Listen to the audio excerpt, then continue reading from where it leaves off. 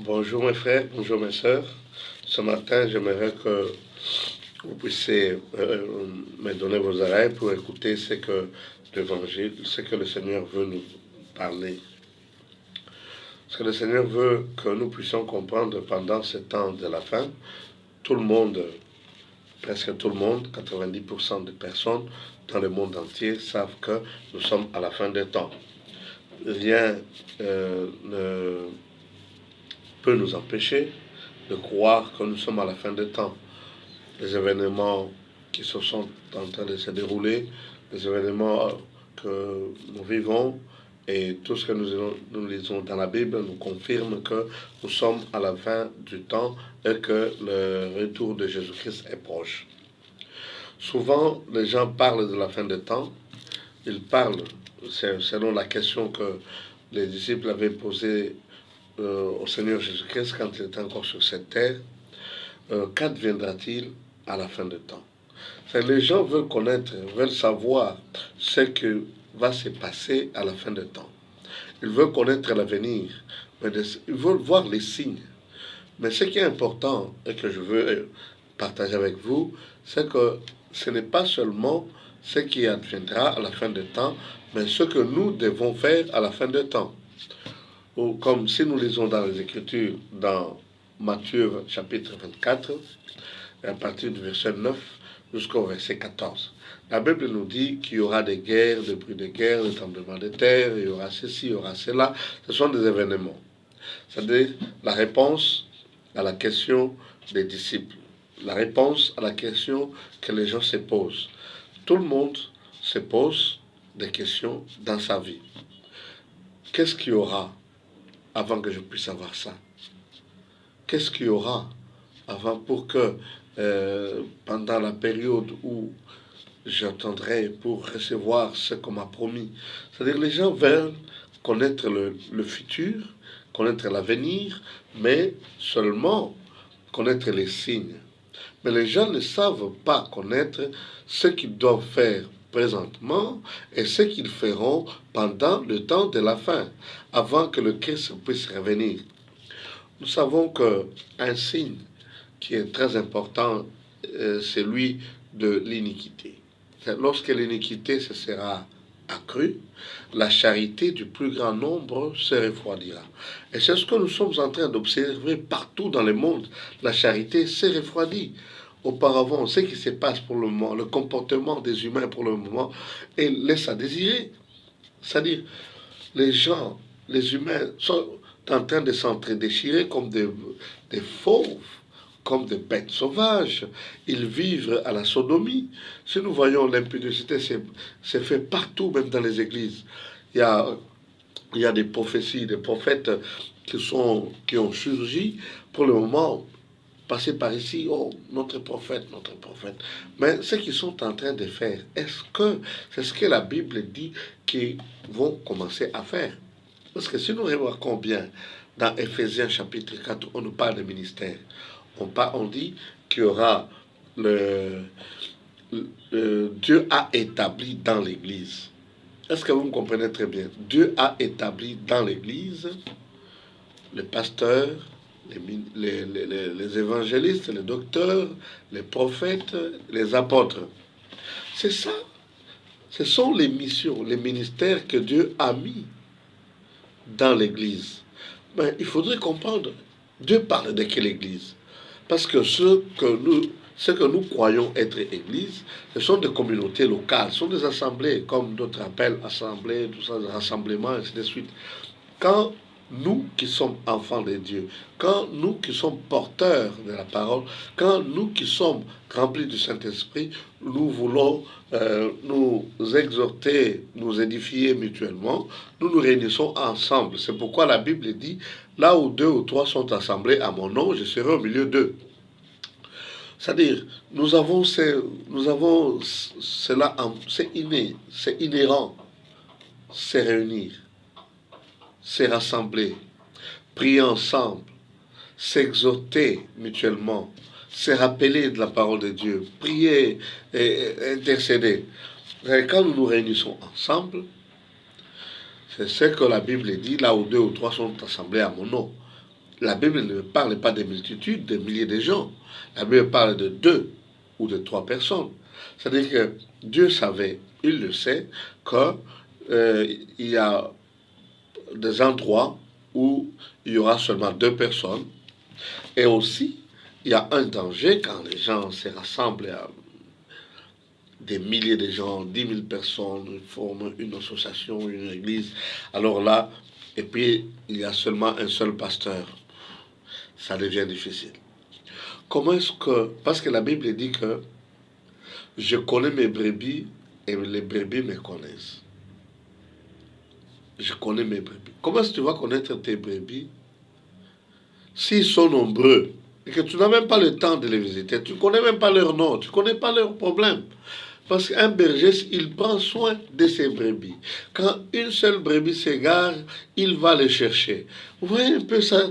Mais quand il y a une multitude de gens, ça devient catastrophique. Et d'ailleurs, c'est ça la différence qui est entre ce que nous appelons Église et ce que Dieu appelle Église. Les assemblées locales, quand nous réunissons, nous faisons ce qu'on appelle une association comme une ONG. Dieu n'est pas là-dedans. C'est-à-dire, il n'y a que nous et ce que nous faisons. Mais c'est nous qui portons Dieu. Nous avons Dieu, nous nous réunissons. Quand nous nous réunissons, c'est-à-dire là, à ce moment-là, l'État vient. Vous vous réunissez, nous devons avoir maintenant des lois. Parce que l'État qui est garant de la sécurité nationale doit savoir ce que nous faisons, parce qu'il y aura des groupes de rebelles, des groupes de bandits, des groupes de malfaiteurs qui se réunissent aussi, ils disent que ça, ceci et cela. Alors là, nous devons, quand les gens se réunissent comme ça, ils forment une association, ce n'est pas une église, ils forment une association. Et cette association, parce que c'est un groupe de gens qui font des interactions et qui ils doivent avoir des objectifs. Et quand les gens se réunissent, ils doivent avoir des objectifs qui sont communs. Ils suivent un chemin commun. Alors c'est ainsi que le gouvernement vient pour leur demander leur statut. Comment est-ce que vous vous réunissez? Qu'est-ce que vous faites? Quels sont vos objectifs? Qui est votre chef? Qui fait quoi dans ce que vous faites? Alors le gouvernement doit savoir. C'est pourquoi nous avons des statuts. C'est-à-dire les statuts régissent notre association. Ce n'est pas une église, c'est une association. Un ensemble de gens, un groupe de gens qui se réunissent pour prier leur Dieu. Mais excusez un peu, j'ai un peu le froid. Pour prier leur Dieu. Ce sont ces gens-là qui se réunissent, qui ont Dieu. Dieu n'est pas dans ce qu'eux font. Ce qu'ils font, ce sont des arrangements purement humains. C'est pourquoi souvent, vous voyez que c'est ce qu'on appelle l'Église, il y a un seul qui est pasteur, les autres sont des anciens, on ne voit plus des apôtres, on ne voit plus des prophètes. Dans d'autres églises, dans d'autres associations, on voit seulement les prophètes, on ne voit plus de pasteurs, bon, ainsi de suite. C'est ce que moi j'appelle la copie fidèle de l'organisation de l'État, la politique humaine. C'est-à-dire, il y a le président, ses ministres, il y a un premier ministre avec ses ministres, ainsi de suite. Maintenant, à l'opposé, il y a ce qu'on dit dans l'Éphésiens. Dans l'Éphésiens, Dieu a établi dans son Église.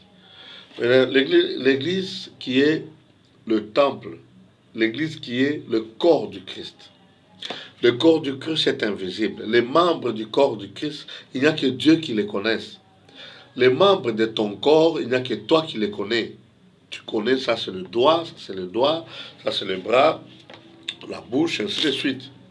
Il n'y a que celui dont le corps appartient, qui connaisse les membres. Et la Bible nous parle du corps de Jésus-Christ. Et c'est dans le corps de Jésus que Dieu a établi le ministère. C'est-à-dire quand quelqu'un est pasteur, il n'est pas un pasteur dans une association limitée. C'est-à-dire il est dans l'église de Dieu. C'est pourquoi la Bible parle des pasteurs au pluriel, des prophètes au pluriel, des docteurs au pluriel, des évangélistes au pluriel, parce que c'est au pluriel. Il y a l'Église, c'est l'ensemble de tous les chrétiens de tout le temps. Tous les enfants de Dieu qui sont nés de nouveau, qui ont cru au salut, qui ont cru à la mort et à la résurrection de Jésus-Christ, et qui croient en Dieu, sont les enfants de Dieu. Ils sont le corps du Christ.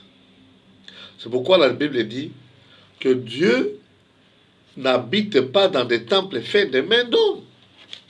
Vous construisez un temple, c'est matériel, c'est fait par des mains d'hommes, vous faites une association, c'est physique, c'est matériel, parfois. Et Dieu n'habite pas dans ces choses, il habite en toi, il habite en moi. Et c'est ce qu'il appelle Église. C'est ainsi que c'est lui que Dieu a appelé. Il est enfant de Dieu. Il est serviteur de Dieu.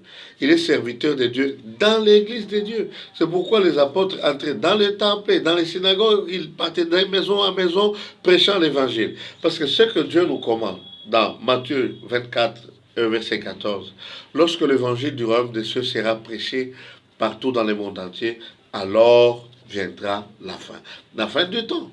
C'est-à-dire que tous les enfants de Dieu, tous ceux-là qui doivent écouter la parole de Dieu, tous ceux-là qui doivent être sauvés, ils doivent écouter la parole de Dieu.